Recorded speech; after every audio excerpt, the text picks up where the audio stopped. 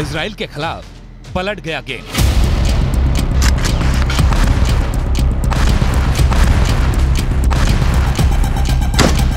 Iran का खूंखार दस्ता लेबनान रवाना।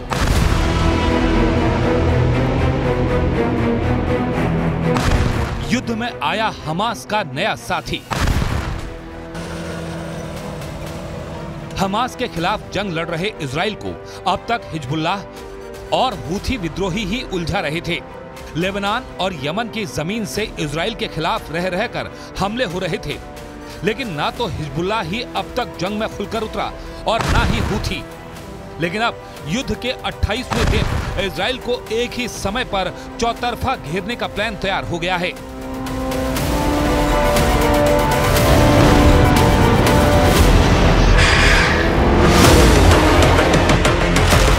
इराक में मौजूद ईरान समर्थित लड़ाकों ने युद्ध में उतरने का ऐलान कर दिया है।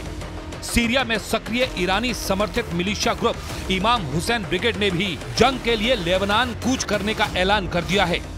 यानी अब यह साफ हो चुका है कि ईरान अब हमास को इजराइल के खिलाफ युद्ध में अकेला नहीं छोड़ने वाला।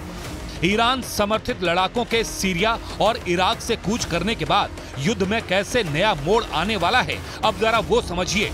सीरिया में मौजूद ईरानी समर्थित लड़ाके सीरिया से लगने वाली लेबनान की सीमा में पहुंचेंगे और इधर से इराक में मौजूद ईरानी समर्थित लड़ाके इराक से सीरिया होते हुए वेस्ट बैंक में दाखिल होने की कोशिश करेंगे।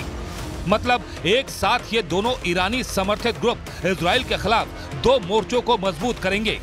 युद्ध के मैदान में इस बड़े डेवलपमेंट के बाद ईरान भी अब पूरी तरह एक्टिव हो गया है।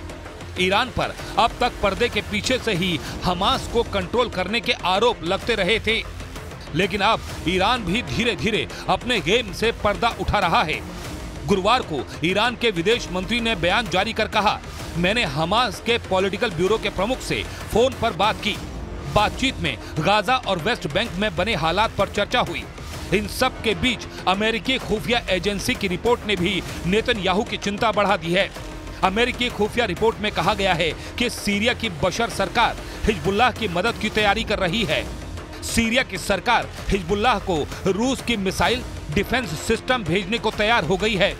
सीरिया ये मिसाइल सिस्टम रूस की वैगनर ग्रुप के जरिए हिजबुल्लाह तक पहुंचाएगा। हालांकि अरब देशों के खिलाफ सालों पहले युद्ध लड़ चुके इजराइल के लिए ये स्थिति नई नहीं है। युद्ध के बीच उसे ऐसी नई परिस्थिति की आशंका पहले से ही थी, इसलिए उसने गाजा में ग्राउंड ऑपरेशन शुरू करने के साथ ही हमास आतंकियों को उसी इलाके में समेटना शुरू कर दिया है।